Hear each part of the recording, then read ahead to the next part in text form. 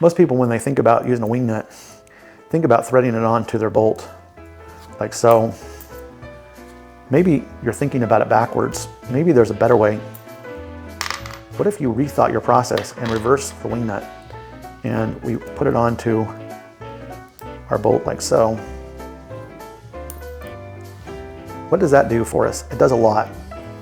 It allows us to take, and we can put a clamp on here, and we can embed this into an inset on our table, and then we can spin this clamp to wherever we want and use a wing nut to tighten it and loosen it very, very quickly. If we want to remove the whole fixture, we can use a machine screw. I think it's the way to go. I'm going to show you today exactly how to inset these in your table, and I'm going to show you how quickly this can create a backup clamp system for your vacuum table. I think you're going to really like it. The purpose of hold down clamps is not to remove the bow out of a board. The bow out of the board you're going to need to get with your vacuum table, but the purpose of a hold down clamp is just as a supplemental in case that vacuum were to ever give.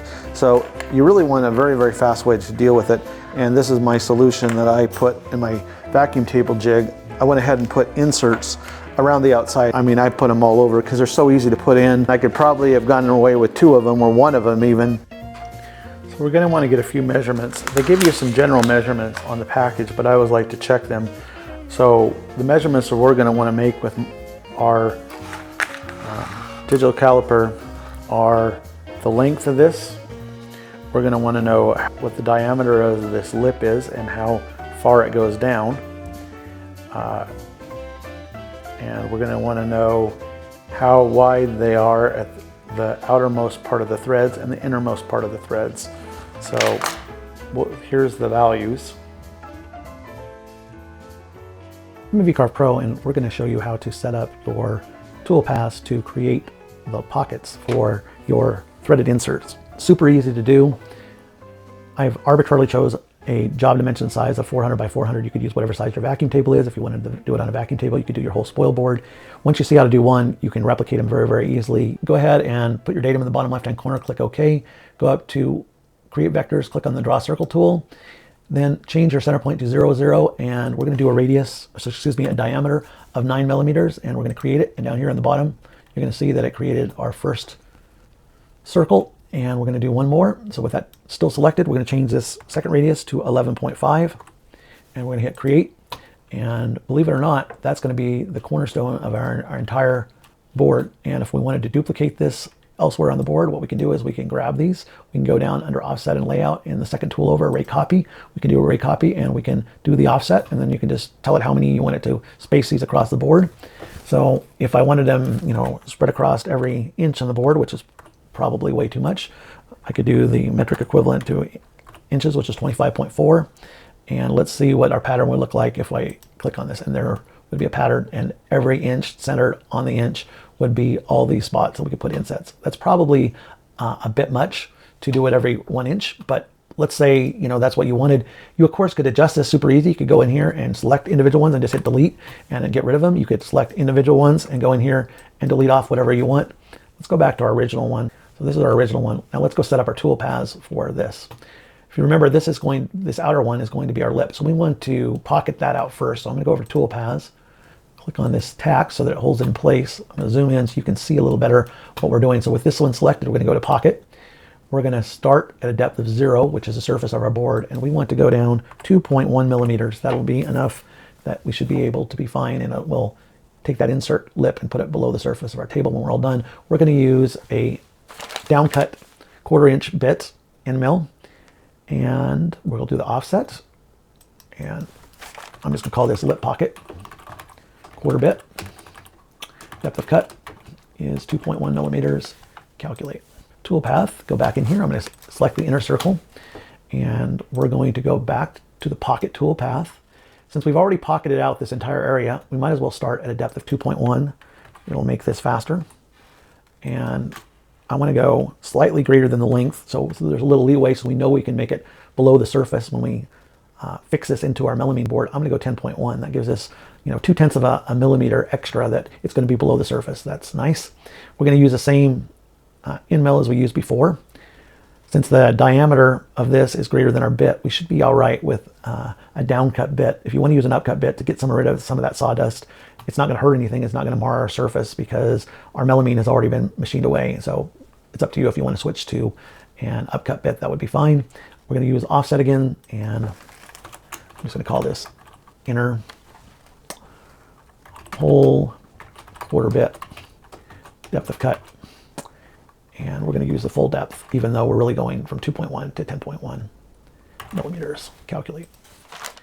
And that's it. And actually, let's go look at how fast this machine. So if we go over here, we got both these selected. Total machining time is 27 seconds for the hole that will put that inset in. What you can do is, if you save it as is, this is at the 0, then you can just move your CNC wherever you want one of these in your table or your spoil board and individually run the code. So instead of putting your 0 when you've set up this in your machine, just scoot it out where you would like one of these insets and 0 the X, 0 the Y, 0 the Z, and run the code, and it will take this and it will put it in that spot. And you can see that it's less than half a minute in order to cut the hole. And then you would scoot your CNC over to wherever you want, re-0 the X, re-0 the Y, the Z would be fine already, and put in your next one and just repeat around the process. And that's a super easy way to put custom insets wherever you like. And remember, you don't have to do it like this. If I go back, I'll turn these toolpaths off. You can certainly do it this way. Grab these, go to the rate copy, do the offset of whatever you want. Let's say you want them every 2 inch, so 50.8. Oops, 50.7, 50.8, and 50.8. And maybe, I don't know, something like that. And if I hit copy and zoom out, you can see, and you can grab them. You could drag this right over the area of wherever your grid was, and then whatever the inner part of the grid is before you set up your tool paths, you can just go in here and delete the ones out you don't want. And you know, you can individually select any of these and just pick your pattern. And then you could go set your tool paths just like individually. So let's say we did this, and you would repeat the process. And the only thing that would be different if you had something like this, I did that kind of weird, but if you did something like this, then you would hold down the shift button as you go get all the outside vectors all the way around here, and then you go set your tool paths, and then you go select, oops, you go select the inner ones, holding down your shift button, getting all the vectors selected, and then set the inner one, just like we did before. So when you save this, because it's the same bit that we're using, you can just save it as one file and you're ready to go.